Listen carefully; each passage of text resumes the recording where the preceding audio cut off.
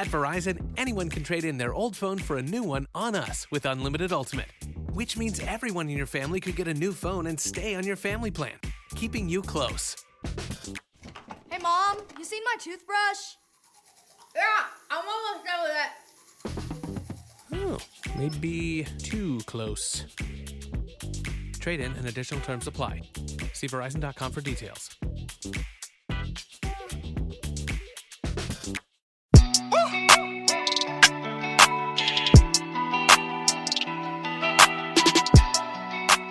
Welcome back to Mama Mystery. I am your host, Kelly. And I'm just the co-host, Austin. And he's got a whole glass of tea, so... And I'm not going to spill it like in episode whatever. You guys know what that means. In episode whatever, in like multiple episodes, every time you have tea. And why do you put ice in it? It's a Yeti. It's going to be so noisy. All right, we get on here and talk shit or to record? Okay, so before we get started, of course, there's some stuff we're going to talk about. First of all, we are recording outside on our deck. So if you hear screaming, we're not actively witnessing a murder. There are actually kids out here playing. In the neighborhood. And then also, this week, I am going to be recording with Austin a bonus episode for everybody. It's not just a Patreon exclusive. It is literally just a bonus episode this week, and it's an update on the Lori Vallow case.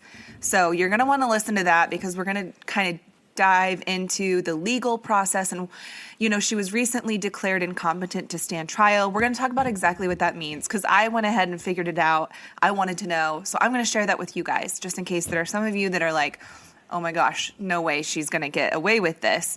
Don't worry, she's not. So listen for that one. We have a few new Patreons. Well, two. Cameron Rubo and Justin Ware. Not often we get a dude as a Patreon. Congrats, I know, we Justin. only have a we few. really appreciate that. Yeah. They're few, but they are mighty and they're important. We appreciate you. We appreciate them all. All of them. Okay, geez. Here we go. Are you ready for today's case? Austin, it is going to be a doozy. This is going to be a good episode. You're not going to want to miss this one. Oh, man. It's going to make you mad. This one's going to make you mad. Let's run Today, it. we're talking about Diane Downs. Have you ever heard of this chick? Not even a little bit. Shocking. Diane Downs was born in Phoenix, Arizona on August 7th of 1955. Her parents, Willadine and Wes Fredrickson, were only teenagers when they got married and had Diane.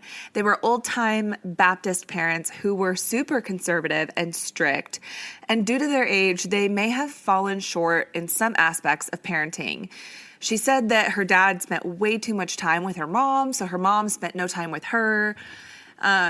So she also admitted that when she was 12, her dad sexually abused her. And when she was 13, she said she tried to cut her wrists. So she definitely struggled growing up. And, you know, maybe she felt like she was neglected or also abused. I mean, one thing we're going to learn about Diane Downs is that she has a hard time telling the truth. So it's hard to know what is fact and what is fiction in this story. But one thing is for sure, Diane Downs craved attention. And so I don't think she would... I think she's desperate to get it any way she can, even if it means lying about something like that. So anyway, that's just my 2 cents. It doesn't really matter. In high school, because her parents, especially her dad, was so strict, she wasn't allowed to wear trendy clothing or, you know, participate in any current fads. So she was kind of an outcast in school. And then at age 14, she was enrolled in a charm school. And this is when she really kind of started to blossom and mature a little bit. And I say mature as in like hit puberty. She got herself a nice haircut. Her clothes got nicer. And boys were kind of starting to notice her. The glow up. The glow up, yeah, I guess. Naturally, she craved the attention, having not gotten it at home, so she ate it all up. She was very flirty. She became very boy crazy. And one of the boys she dated in high school was a boy named Stephen Downs. They quickly became an item. They did absolutely everything together. Same last name? No, she was born Diane Fredrickson. Where did I get that name?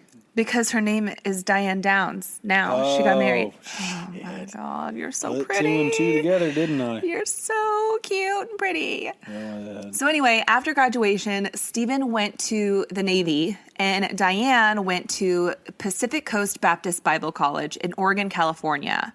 They kept in touch through letters. They promised to stay faithful to one another.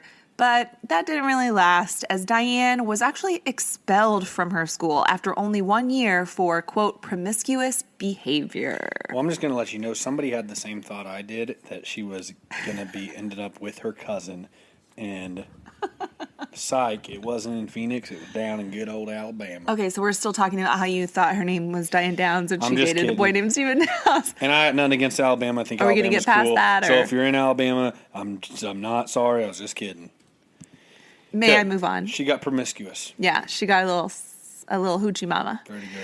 in college. So anyway, she got expelled. Diane moved back in with her parents, which was not ideal. She really hated being under their strict rule. And around this time, Stephen came back from the Navy and they got back together, rekindled their relationship, and ran away together and got married on November 13th of 1973. Okay. So their marriage was, of course, a bit rocky, as I'm sure you can imagine. They're both so young, they ran away together in an ill-planned attempt to escape authority. And it always sounds like this romantic Hollywood love story until you're really living it and you're facing the realities of adulthood and responsibilities. And you can't afford anything but potato chips for dinner. Yeah. So Diane began to feel like Steve was just a replica of her father. She started realizing these things. He was very domineering and demanding, allegedly treating Diane sometimes like his maid. But then Diane became pregnant, and for the first time in her life, she felt like she had a chance to feel what true love was really supposed to feel like. So Christy, her first daughter, was born in October of 1974. And Diane described Christy as the first good friend she ever had. She said, quote, "Christy was the first person that really, really just plain loved me," end quote. But shortly after having Christy, Diane up and left to join the Navy, leaving Steve at home to take care of their baby by himself. She only lasted about 3 weeks, though, before quitting because of, quote, severe blisters, end quote. Quitting from severe blisters? Yeah, she quit because the blisters were just too much. So she quit the Navy after 3 weeks. The Navy's tough, guys. It ain't for sissies. So after returning from her quick stint in the Navy, Diane became pregnant with their second daughter, Cheryl. Now, Cheryl was a bit colicky, and I don't know if this is what caused Stephen to do what he did next, but he went and got a vasectomy. However, Diane became pregnant again. And if you're thinking it was because the vasectomy didn't work, you would be wrong. Diane had an affair. Ooh. So she ended up getting an abortion at about 6 weeks. Even though Diane had stepped out on the marriage, Stephen really wanted to make it work. So they stayed together even though they were both totally unhappy. And in 1978, the family moved to Mesa, Arizona, where Diane and Stephen both worked for the same mobile home manufacturer. And that is where Diane met multiple men that she inevitably fooled around with. And eventually she became pregnant again with a little boy this time. Stephen Daniel Downs was born on December 29th, 1979. And even though Danny, is what they ended up calling him, was not biologically Stephen's, Stephen chose to accept Danny as if he was his son. And, I mean, he was even named after him. That's so weird to me. That's pretty weird. This kid has a different biological dad because you stepped out, but you're going to name him after. And he knows. The dad that's raising him knows. Like, that's crazy to me. But, you know, to each their own. However, eventually the strain on the marriage was just too severe at this point, and they finally decided to divorce when Danny was about a year old. So Diane moved in with Danny's biological father, but at this point, this change was kind of brewing. Diane was becoming more and more withdrawn from her duties as a mother. She worked as often as she could. She stayed away from home as much as she could, getting babysitters quite frequently. One sitter said, quote, Diane put everything before those kids. If Danny wanted attention, she would push him away. But the worst thing was, one time I caught Cheryl jumping on the bed and I said that was not permitted. I made her sit in a chair and think about it. Cheryl sat quietly for a while and then she looked up and said, do you have a gun here? To which the babysitter replied, of course not. Why? And Cheryl said, I want to shoot myself. My mom says I'm bad all the time. Oh my gosh. Isn't that so sad? Yeah. I mean, that is terrible. So then in 1981, Diane started working full-time for the U.S. Post Office in Chandler, which is just south of Mesa, Arizona. And of course, she meets this new man there. They start dating. Diane falls in love with him, but he actually ends up leaving Diane, to her surprise. She was so devastated by this that she moved to Springfield, Oregon, for what she hoped would be a fresh start. Then, on May 19th, 1983, Diane said that she got a phone call from someone requesting that she come pick up some pictures for her boyfriend, Rick. She decides while she's out, she'll also run by her friend Heather's house because Heather was interested in buying a horse, and Diane found this ad where someone was looking to adopt out their horse. So anyway, she packs up the kids at 9:30 at night and drives to Heather's house to give her this ad she found. And then after she leaves Heather's house, she's driving and she chooses to go down this back road to do some sightseeing at 9:30 at night. Sounds pretty sketch. Sounds like the ideal time to do sightseeing when you can't sight anything at all. That sounds pretty sketch. Super sketch. So she's going down this 2-lane highway. It's really dark. And she comes upon this shaggy-haired guy waving her down, obviously needing help. So she stops the car. She stops with 2 kids in the car. 3 kids. 3 kids in the car at 9:30 at night. Yeah, they're all asleep in the back seat. This is all a crock of shit. Yeah. The kids are all in the back seat asleep at this point. So she gets out and asks the man what's going on. He says to her that he wants her car, to which she replies, "You've got to be kidding." And they get into this scuffle. At one point, she said the man reaches into his car with his gun and shoots the 3 sleeping children in the back seat. Oh my gosh. While Diane is trying to fight this man off her car, he fired his gun, striking Diane in her left arm. She pretends to throw the keys to the car in the woods in an attempt to distract him, which makes no fucking sense to me. First of all, it's not like a dog where you're throwing a bone to get it, you pretend to get your dog to run away. It's like a funny joke. What would even be the point of throwing the keys when the guy wants your car? What did she really think he was going to do in reaction to her pretending to throw the keys? It just doesn't make any sense. But she says that while he was looking away to see where the keys went, she hopped into the car, started the engine, and made a run for it. What are the odds that her kids are all dead and she has one wound in her arm that's not crazy? Yeah, not life-threatening. Yeah. So she says that she drove like a lunatic to the hospital and that once she arrived, she rushed to the ER and said, "Please, quick, my kids have been shot." Cheryl died on the way to the hospital, and Danny and Christy were still alive but in really bad shape. Danny, who was 3 years old at the time, was paralyzed from the waist down, and Christy, who was 8, suffered a massive stroke. The surgeon who worked on Christy was able to get her relatively stable, even though she was in awful shape. She couldn't talk.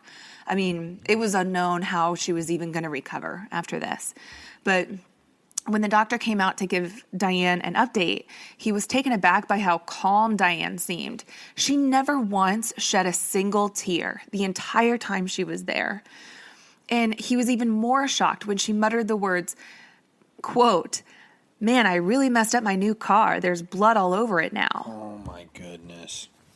Man, this is so typical of these idiots that you read these stories on.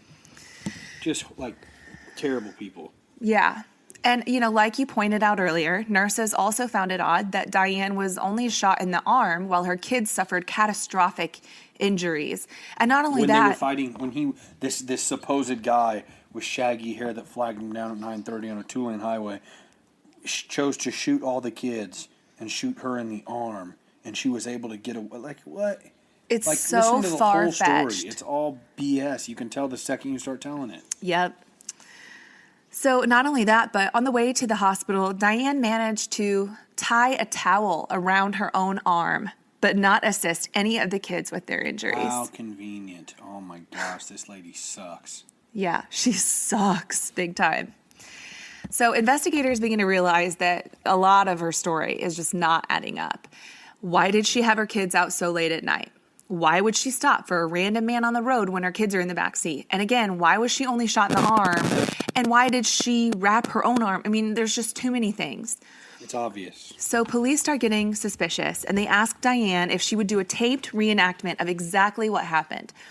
This is just days after the shooting, so Diane's arm is still in a cast, and they're recording the entire reenactment, and you can actually see Diane checking her reflection in the mirror in the car while she's sitting in the driver's seat, making sure that her hair and her face looks okay. Then while she's doing the reenactment, her demeanor is disturbing. She is so flippant about the entire story. She demonstrates how she threw the keys, and she's like, okay, I'm throwing the keys, okay? Literally just like that. And then she demonstrates how she got into the car, and while she was doing that, she bumped her cast on something, so she starts laughing, and she's like, I just hit my cast. Oh, this is worse than... And then stopped herself. And the investigators on the case believed that she stopped herself from saying, this is worse than when I shot myself. Oh my gosh. Then she did a ton of TV news interviews. And this really did her in because, people like this that love to talk, they always inevitably dig their own grave. We've seen it a million times. Mm-hmm. And during these interviews, Diane became more and more aware that people were questioning the story about a bushy-haired man flagging her down in the middle of the road. And during one interview in particular, she says, quote, if I had shot my own children, would I not have done a good job of it? Why would I have taken them to the hospital? Question mark. End quote. I've got jaw dropping. Question mark. This is so ridiculous. Ooh, she appears super agitated during this interview. And then in another interview, she's talking about witnessing Christy get shot and how it caused Christy to snap back to her own childhood and the entrapments of society and how this man was bigger and had more power over her. And as she watched the blood gush out of Christy's mouth, she actually chuckled a little bit as she said those words. As I watched the blood gush out of Christy's mouth. Meanwhile, Christy is in the hospital fighting for her life. She can't talk. She's barely in and out of consciousness. It just is baffling. And then when she was told she was lucky to have survived, she said, quote, I don't feel lucky. I couldn't tie my damn shoes for about a month, end quote. Then she has the audacity to say, I think my kids were lucky because if I had been shot the way they were, we all would have died. Tell you what, this is not so much a mystery episode as it is just world's dumbest criminal. It's just baffling that something so evil exists and is able to procreate. And Austin, this story gets crazier.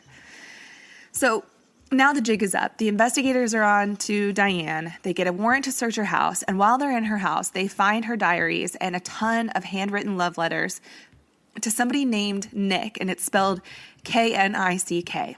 Well, it turns out this guy's name was Robert Knickerbocker, and he went by Nick. They worked together back in Chandler, Arizona, and he was a married but apparently separated man who Diane was having an affair with.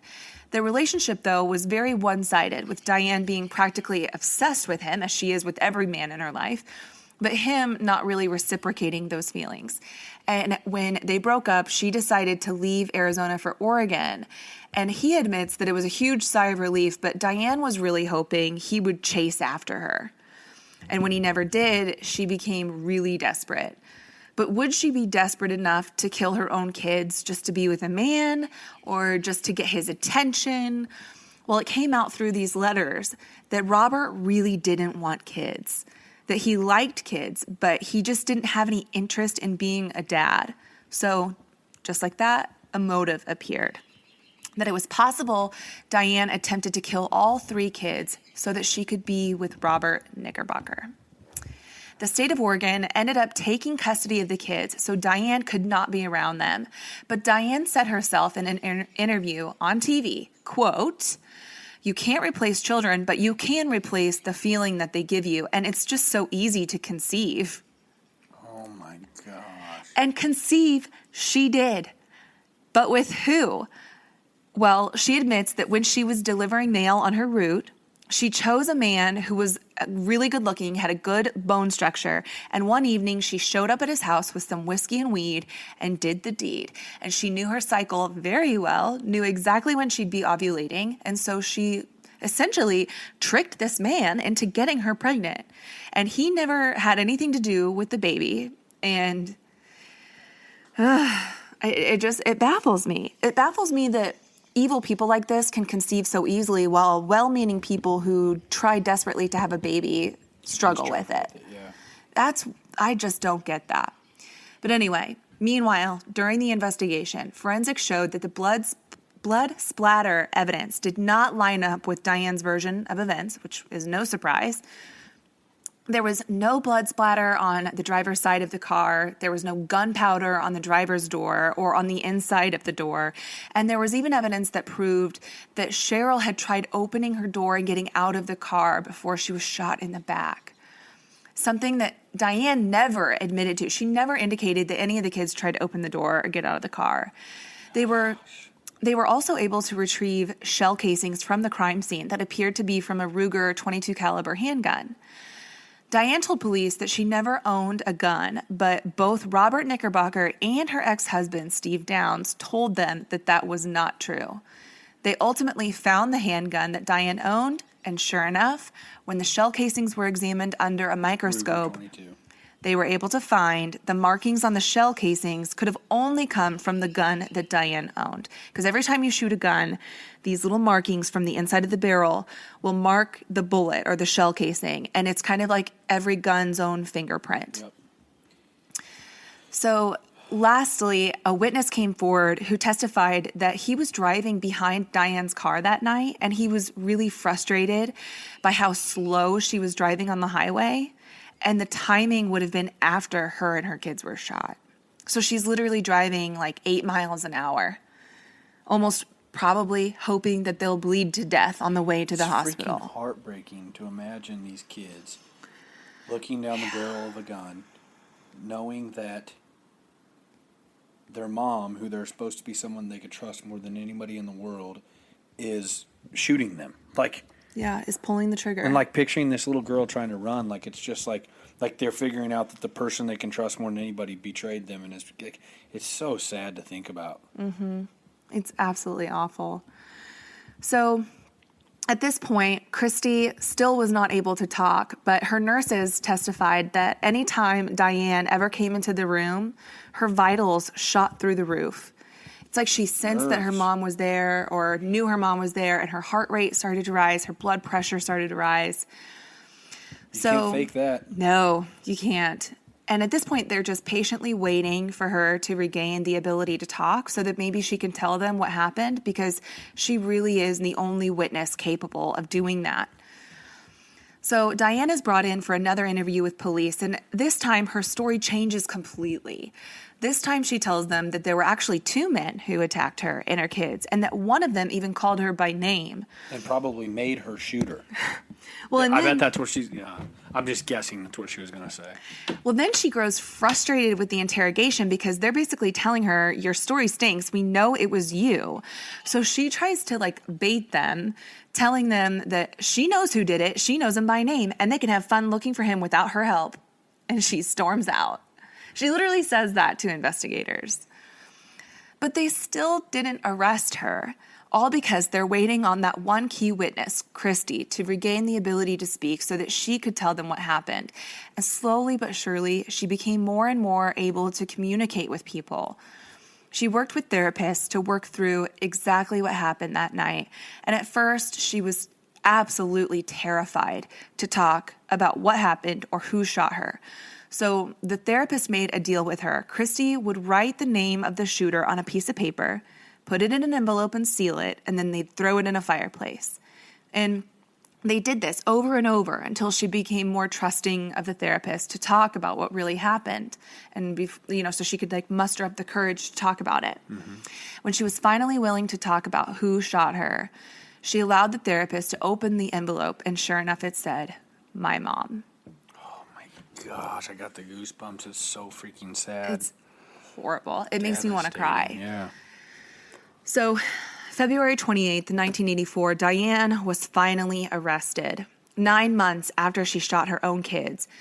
She was very pregnant with a baby girl during the entire trial, and the prosecutor told the jury how desperately she needed male attention, and especially that of Robert Knickerbocker, who blatantly told her he did not want children. So she admitted to it?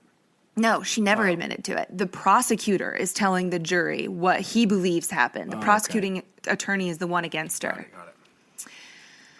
They played the tapes of her interviews depicting how flat and emotionless she was about the prognosis of her own children, and they brought forward the blood spatter evidence, the shell casing evidence from the gun Diane owned, and even the witness who drove behind her on the way to the hospital, testifying that she drove so slow that the speed barely registered on his speedometer. But the absolute most important testimony was that of Diane's own daughter, Christy. Christy testified in front of an entire jury and her own mother that on that fateful night they were driving when Diane stopped the car. Sorry to interrupt you. How old's Christy? She was 8. 8. Okay, go ahead. At this point, she might be 9. I just picture it in my head. Yeah, very young. So she says they are driving. Diane stops the car. Diane got out and got something out of the truck. She came back, knelt on the front seat, shot Cheryl, shot Danny, and shot her.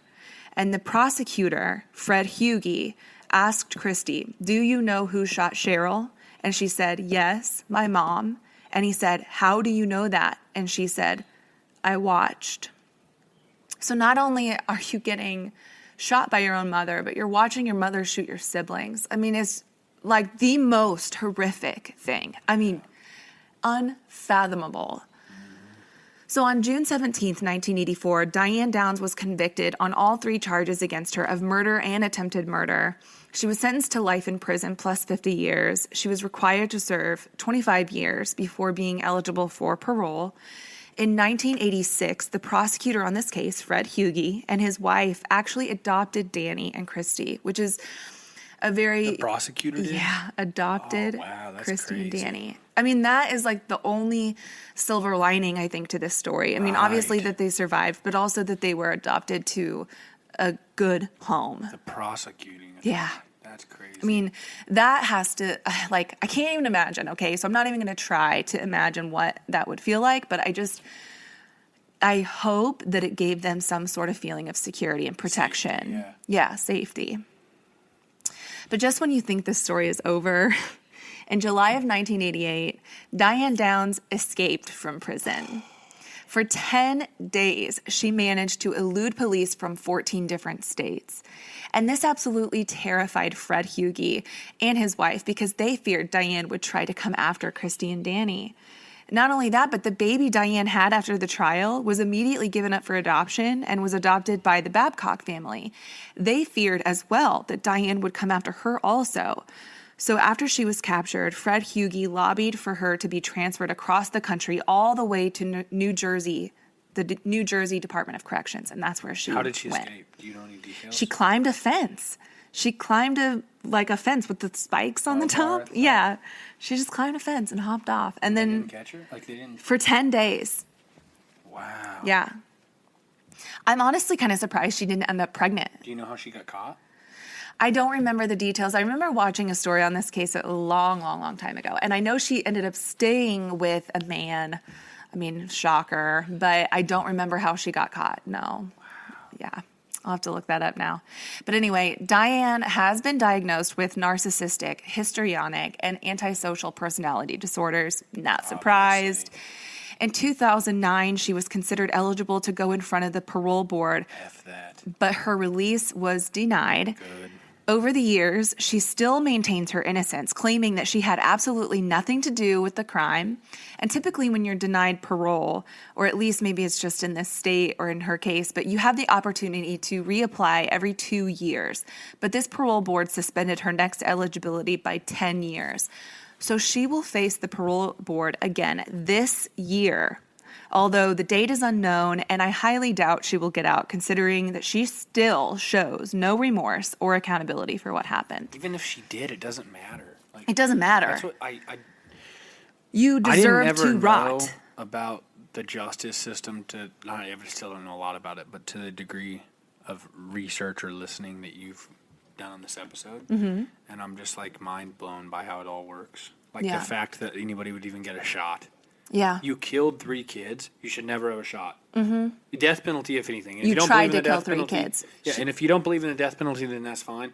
But like, how can anyone say, I don't care if there's any remorse or anything, that person ever deserves to be out? I don't get that. I don't either. I don't get how, I know that not every crime is black and white, but it just amazes me that one person can do the exact same crime as another and get a far harsher punishment. Well, yeah, and the inconsistencies in the whole system, no matter what it is. Yeah, it's very Blue-collar inconsistent. crime, white-collar crime. It's just, there's not a consistent thing out there, it seems like. I know, which is very disheartening because it makes you have a distrust for the justice system. Distrust for everything. Yeah, You and question, that's... like, if... Obviously, it makes people question the motive of, this person has money and power, and that's how they got out of it. They're this or that, or the attorney they can afford, whatever.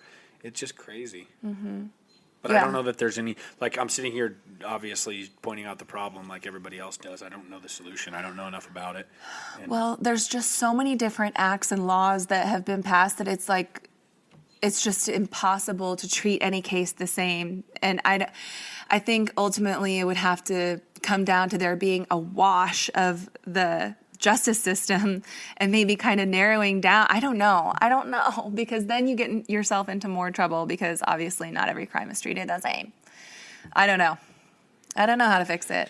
But I believe in an eye for an eye. I think if you take a life, you deserve to spend your life in prison. And I know there's circumstances, but when there's malicious intent, the hell of it, with malicious intent, yeah, you deserve to stay behind bars. Yeah. If you take somebody breaks in your house and they're messing with your family or whatever, and you kill them. Self-defense, I get that. That's different. That's different. But it is different. It is. What is that from? Trainwreck with Amy Schumer. Trainwreck, that's a funny movie. We reference that movie a lot. If you haven't seen it, it's pretty funny. Yeah. All right, so to finish up here, Anne Rule, who is she's a famous true crime author who wrote a best-selling book on this case. It's called Small Sacrifices. It was also made into a made-for-TV movie, which starred Farrah Fawcett in 1989, multiple episodes of 2020, podcasts, YouTube documentaries, lots of content has been dedicated to this case because there really is just nothing like it other than the Susan Smith case, which we covered in episode 27 and actually happened after Diane Downs. But anyway, it just goes against everything we know and understand as human beings when a mother kills her own kids for any reason, but especially for her own personal gain or for another man. I don't get it. I don't get it, and I never will. And I'm glad I never will. Never will. Agreed. Chaos, idiots, morons. This was a very gut-wrenching episode to picture happening in your head. Yep. Thanks a lot for that image. Before I go to bed, Kelly. You're welcome. Listen, if we could record these earlier in the day, that would be great, but you are busy a lot. So this is all kind of based on your schedule, okay? It's your world. I'm just living in it. Thanks for listening to another murder history here on Mama Mystery. Mama Mystery out. Bye.